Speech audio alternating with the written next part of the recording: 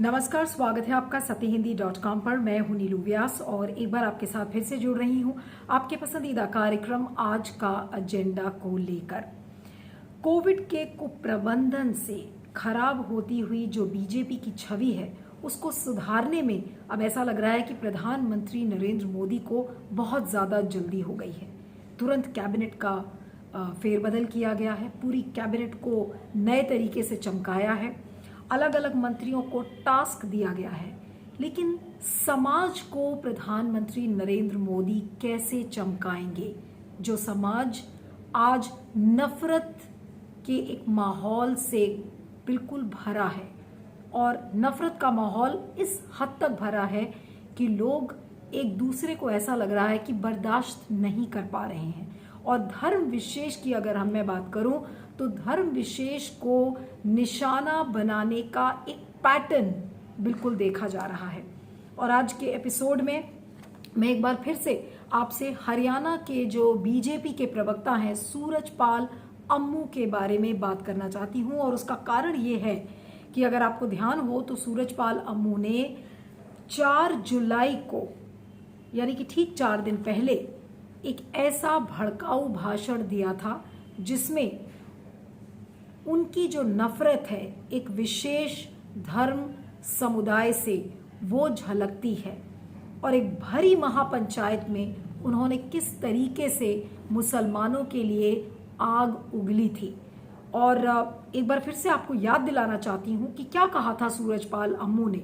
और फिर मैं बात करूंगी कि सूरजपाल अम्मू जैसे लोगों को बीजेपी क्यों जिंदा रखना चाहती है। और जिंदा से मेरा मतलब ये नहीं कि उन्हें गोली मार दी जाए, लेकिन उनको क्यों पनपने दिया जा रहा है, उनको क्यों इतने बोलने की हिम्मत दी जा रही है पार्टी की तरफ से। तो ये मेरा सवाल होगा। लेकिन सबसे पहले मैं आपको बताना चाहती हूँ कि हरियाणा के पटौदी में एक बड़ी महापंचायत हुई थी। मुझे ये बताया जा रहा है कि इस महापंचायत का आह्वान विश्व हिंदू परिषद ने किया था, जिसके निमंत्रण पर सूरजपाल अम्मू वहां पहुंचे थे। और उस महापंचायत में लव जिहाद, धर्मांतरण के बहाने एक विशेष समुदाय को निशाना बनाया गया और सूरजपाल अम्मू ने आपत्तिजनक बयान दिए। सबसे पहले तो उन्होंने कहा मुसलमानों के लिए कि इनको चुन चुन कर ठोकना चाहिए। बोलने में बहुत अजीब लगता है ये वाक्य, लेकिन सूरजपाल अम्मू को कोई इल्म नहीं और उन्होंने खुलकर एक भरी महापंचायत में इस बात को बोला कि चुन चुन कर लोगों को ठोकना चाहिए। उसके बाद उन्होंने क्या कहा, उन्होंने कहा कि इतिहास बनना नहीं है, बनाना है। और फिर उन्होंने कहा कि जो सैफ अली खान का परिवार है उसको निशाने पर लेते हुए कहा कि न तैमूर पैदा होगा, न बाबर पैदा होगा, न हुमायूं, न औरंगजेब। और लव जिहाद के बारे में उन्होंने कहा था कि जो लव जिहाद की बीज है वो पटौदी से ही शुरू हुई थी और इस बीज को खत्म करने का काम पटौदी के लोग करेंगे। तो आप इस भाषण को क्या कहेंगे? ये भड़काऊ भाषण नहीं है तो और क्या है? इसके अलावा सूरजपाल अम्मू ने कहा कि हम 100 करोड़ हैं, वो 20 करोड़ हैं। और फिर उन्होंने क्या कहा, उन्होंने कहा कि आज का जो युवा है वो चुनाव लड़ने में बिल्कुल भी रुचि नहीं रखता और 2 बच्चों के कानून की हमें चिंता नहीं करनी चाहिए, बल्कि एक युवा को 20 बच्चे पैदा करने चाहिए। उसके बाद उन्होंने कहा कि एक भुआ कला करके एक जगह है, वहां पर उन्होंने कहा कि इसके पहले जो मस्जिद बनी थी उसको तोड़ा गया था, तो जहां जहां मस्जिद बन रही है उसे तोड़ा जाए। इस तरीके का भाषण सूरजपाल ने कहा था अपने इस भड़काऊ भाषण में। अब आपके सामने आज कुछ तथ्य रखना चाहती हूं कि इस भाषण के बारे में एनडीटीवी पर सूरजपाल अम्मू ने और इसके अलावा उन्होंने द हिंदू से भी बातचीत की है। और उनका जो घमंड है, उनका जो एरोगेंस है, वो इस इंटरव्यू में झलकता है। अब आपको बताते हैं कि सूरजपाल अम्मू ने क्या कुछ कहा है अपने इस इंटरव्यू में। सूरजपाल अम्मू ने एनडीटीवी से ये कहा है, उन्होंने द हिंदू से भी बातचीत की थी, तो उन्होंने कहा है कि मुझे याद नहीं कि मैंने क्या कुछ कहा उस महापंचायत में। और उसके बाद उन्होंने कहा कि जैसा माहौल था उस तरीके की बातें हमने की। और इसके बाद उन्होंने कहा कि ये हमारी अभिव्यक्ति की स्वतंत्रता का मामला है, यानी कि ये उनका फ्रीडम ऑफ एक्सप्रेशन है। तो मेरा सवाल आज सूरजपाल अम्मू से भी है, बीजेपी से भी है कि ये किस तरीके की अभिव्यक्ति की आज़ादी है, ये किस तरीके का फ्रीडम ऑफ एक्सप्रेशन है, और आज इन पर रसूखा क्यों नहीं लगाया जा रहा है, सेडिशन क्यों नहीं लगाया जा रहा है? क्योंकि ऐसे भाषण से आप एक सांप्रदायिक माहौल में तनाव पैदा करने की कोशिश कर रहे हैं, जिससे कि हिंसा भी हो सकती है। तो आज सवाल ये उठता है कि जिस समय सूरजपाल अम्मू भाषण दे रहे थे तो वहां पर 100 से ज्यादा पुलिस की तैनाती थी, और आपको बता दें कि अभी तक सूरजपाल अम्मू पे कोई कार्रवाई नहीं हुई है। लेकिन सबसे शर्मनाक अगर इसमें किसी का स्टेटमेंट है तो वो है वरुण सिंगला, जो कि डिप्टी कमिश्नर ऑफ पुलिस है मानेसर के। तो उन्होंने कहा है कि मेरे संज्ञान में सूरजपाल अम्मू का ऐसा कोई भी वीडियो नहीं है, और अगर कोई शिकायत करेगा तब उसके बाद वो एक्शन लेंगे। तो ये पुलिस कैसी है? ये स्वतः संज्ञान पुलिस ले सकती है, उसके पास ताकतें हैं, उसके पास कानून में प्रावधान मौजूद हैं, लेकिन पुलिस इन पर कार्रवाई नहीं कर रही है। तो मेरा सवाल ये है कि पुलिस इन पर कार्रवाई क्यों नहीं कर रही? इसके पहले भी सूरजपाल अम्मू पे बहुत सारे आरोप लगे हैं।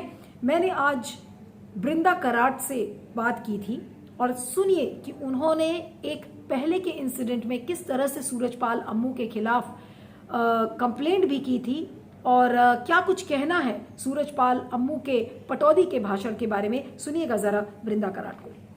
ये बिल्कुल मिले जुले है, और सिर्फ मिले जुले नहीं, ये लोग इस शख्स को, ये कर्मी सेना का जो प्रेसिडेंट अपने को कहते हैं सूरजपाल अम्मू को, इन्होंने तो अपनी पार्टी के स्पोक्समैन के रूप में रखा है।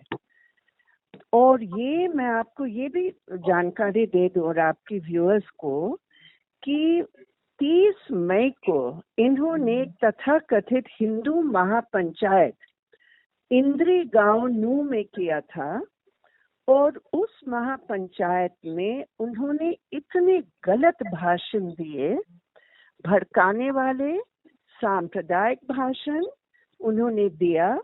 उसके बारे में मैंने स्वयं वहाँ एसएचओ को चिट्ठी के द्वारा कंप्लेंट की, हमने वहाँ की जो डीसी है उनको हमने लिखित कंप्लेंट दी, हमने वो वीडियोस का भी जिक्र किया और उनको भेजा, और हमने मुख्यमंत्री को भी हमने कंप्लेंट की। तो अगर आज पुलिस बोल रहे हैं कि उनके पास कोई कंप्लेंट नहीं है, जो हिंदू महापंचायत के नाम पर इन्होंने जो पहले इतने गलत भाषण दिए, बिल्कुल गलत हेट स्पीच दिया, कम्युनल खुलेआम कम्युनलाइजेशन करने का प्रयास किया, उसके बारे में अगर पुलिस और प्रशासन और मिस्टर खट्टर खुद अगर वो कोई एक्शन लेते तो दोबारा उनकी हिम्मत ही नहीं होती कि पटौदी में जाकर उस प्रकार का भाषण देते। अब सूरजपाल अम्मू ये कोई ऐसा नहीं है कि पहली बार किसी कंट्रोवर्सी में घिरे हैं। अगर इनके पहले के अगर आप वीडियोस देखें तो सूरजपाल अम्मू ने बहुत सारे कंट्रोवर्सीज में वो फंसे थे। जिस समय पद्मावत फिल्म रिलीज हुई थी तो उस समय उन्होंने कहा था कि दीपिका पादुकोणे का जो सिर है वो हम धड़ से अलग कर देंगे, तो इस तरीके की बातें उन्होंने कही थी। फिर उसके पहले उन्होंने आजम खान के लिए कहा था कि आजम खान नपुंसक हैं। तो इस तरीके के स्टेटमेंट्स अम्मू पाल के लिए कोई नए नहीं है, वो बराबर इस तरीके के स्टेटमेंट्स देते आए हैं। और क्योंकि वो बीजेपी के प्रवक्ता हैं इसलिए न किसी पुलिस वाले की हिम्मत पड़ती है कि उनके खिलाफ कोई एक्शन ले, क्योंकि पुलिस वालों को लगता है कि जाहिर सी बात है कि अगर वो हरियाणा के स्पोक्स पर्सन हैं तो ये बात क्या हरियाणा के मुख्यमंत्री मनोहर लाल खट्टर पर को इसके बारे में पता नहीं है, लेकिन उनके खिलाफ कोई भी एक्शन नहीं लिया जाता।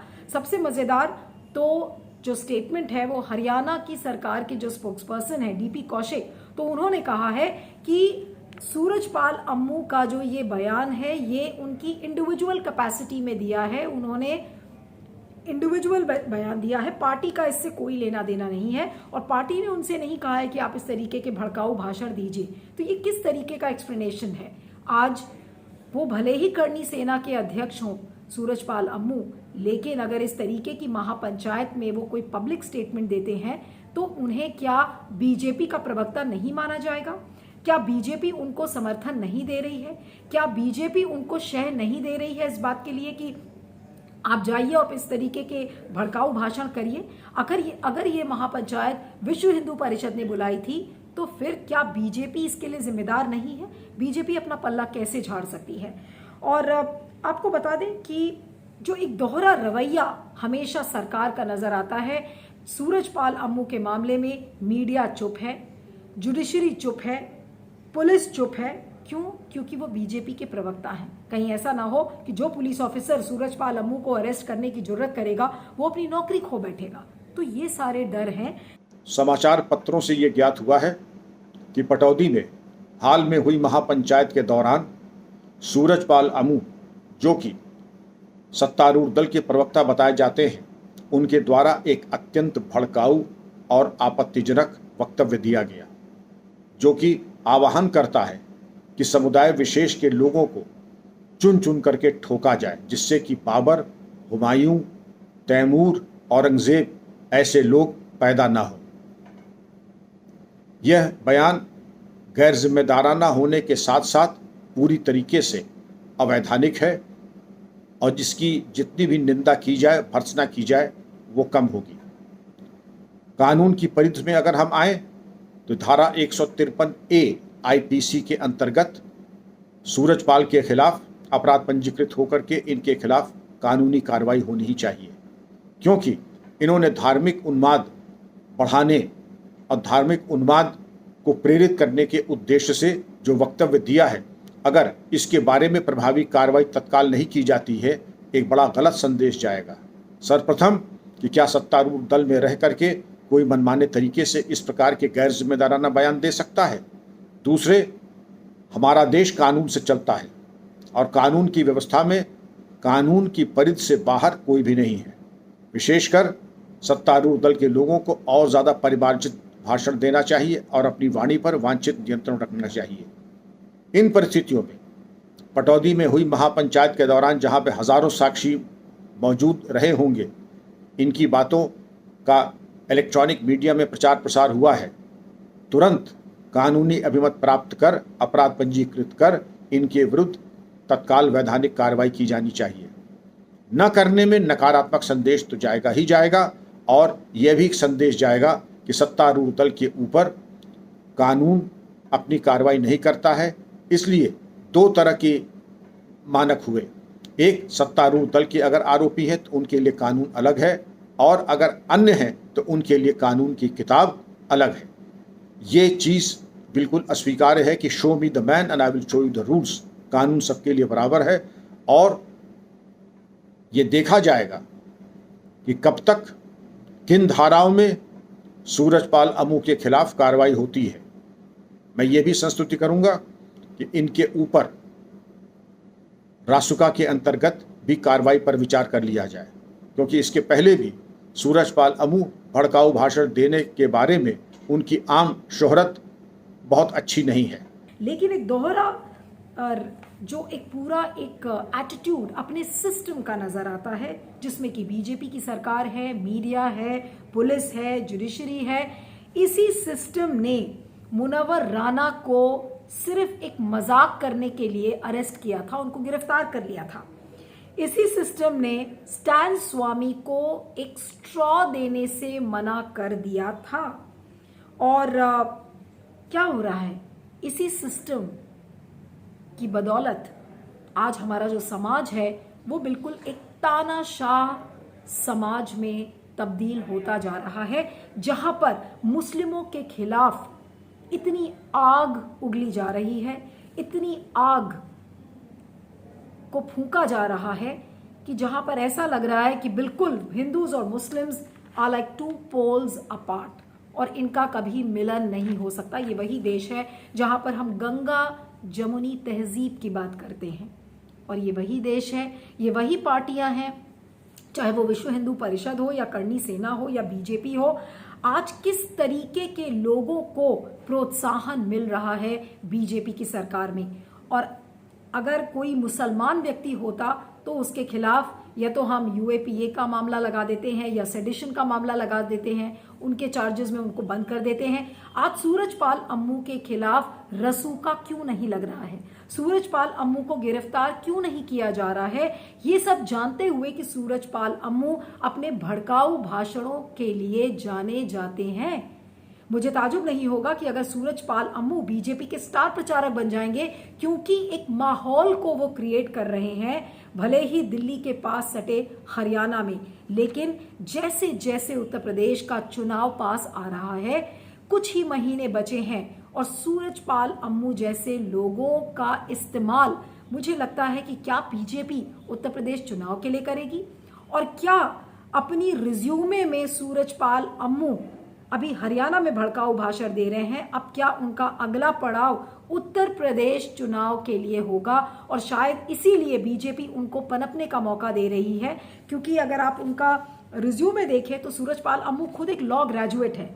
2013 में वो बीजेपी के प्रवक्ता बने, 2014 से लेकर 2019 तक वो बीजेपी के चीफ मीडिया कोऑर्डिनेटर थे, और फिर उन्हें हाल में 11 जून को फिर से बीजेपी का प्रवक्ता बनाया गया है। तो बीजेपी ने कुछ सोच समझकर, कुछ एक रणनीति के तहत उनको फिर से प्रवक्ता बनाया हो गया होगा।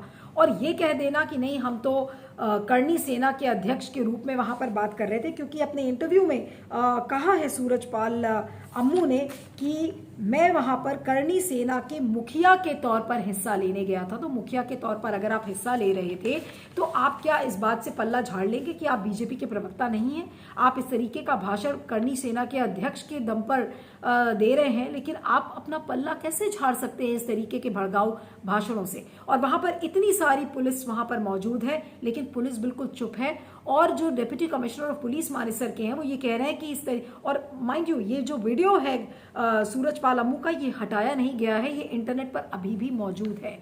तो मेरा सवाल ये है कि इतनी बड़ी जो एक नफरत का माहौल बीजेपी बना रही है और ऐसे लोगों को शह दे रही है, उसका कारण क्या है? क्या ऐसे लोगों का इस्तेमाल सिर्फ चुनाव में पोलराइज करने के लिए किया जाएगा? सबसे बड़ा सवाल यह है कि जब रसूखा ऐसे लोगों पर लगाया जा सकता है तो सरकार उन पर रसूखा क्यों नहीं लगा रही है? क्या बीजेपी सूरजपाल अम्मू जैसे लोगों का इस्तेमाल अब उत्तर प्रदेश के चुनाव में करेगी? ये देखने वाली बात होगी। लेकिन एक नफरत भरी जो एक प्रयोगशाला एक तरीके से बीजेपी चला रही है ऐसे नमूनों के साथ, ये एक बहुत ही एक संगीन एक जो प्रक्रिया आज पूरे समाज में नजर आ रही है। और वो इसीलिए आ रही है क्योंकि मुसलमानों के खिलाफ जिस तरीके की नफरत देखी जा रही है, तो सवाल ये उठता है कि जब आरएसएस चीफ मोहन भागवत इस बात को कहते हैं कि जो हिंदू इस बात को कहता है कि मुसलमान हिंदुस्तान में नहीं रह सकते, वो हिंदू नहीं है, तो एक तरफ मोहन भागवत जी एक मॉडरेट चेहरा पेश करने की कोशिश करते हैं, लेकिन दूसरी ही तरफ वो कहते कुछ हैं, लेकिन उन्हीं की शय में पल बढ़ रहे हैं सूरजपाल अम्मू जैसे लोग, जो कि आज के समाज की जमीनी हकीकत है। पॉलिटिकल पार्टीज कैमरे पर या फोटो अपॉर्चुनिटी के लिए कुछ भी बोलें, चाहे वो बीजेपी हो, चाहे करणी सेना हो या फिर आरएसएस हो, लेकिन उनकी जो वर्किंग स्ट्रैटेजी है, जो उनकी काम करने की शैली है, काम करने की जो प्रणाली है, वो बिल्कुल नफरत से भरी है। और इसी तरीके का जो सांप्रदायिक जहर सूरजपाल अम्मू जैसे लोग उगल रहे हैं, तो सबसे बड़ा सवाल यह है कि आज बीजेपी इस पर शांत क्यों है? अगर प्रधानमंत्री नरेंद्र मोदी को कोविड से खराब होती हुई छवि नजर आ रही है, तो एक सांप्रदायिक जहर उगलने वाले व्यक्ति के लिए आज प्रधानमंत्री नरेंद्र मोदी चुप क्यों हैं? मेरा सवाल आज यही है। और इसके खिलाफ रसूखा कब लगेगा? सूरजपाल अम्मू के खिलाफ रसूखा कब लगाया जाएगा? उन्हें हिरासत में कब लिया जाएगा? इस वीडियो के बारे में आपका क्या कहना है? फीडबैक जरूर दीजिएगा। मेरा ट्विटर हैंडल है @नीलू317 और दूसरा ट्विटर हैंडल है @नीलू_on_the_move। तो देखते रहिएगा आज का एजेंडा और बने रहिएगा सत्य हिंदी पर। और गूगल प्ले स्टोर पे सत्य हिंदी का ऐप भी आ चुका है, उसे डाउनलोड करना मत भूलिएगा। Thank you so much. सत्य हिंदी का ऐप डाउनलोड करें गूगल प्ले स्टोर पर।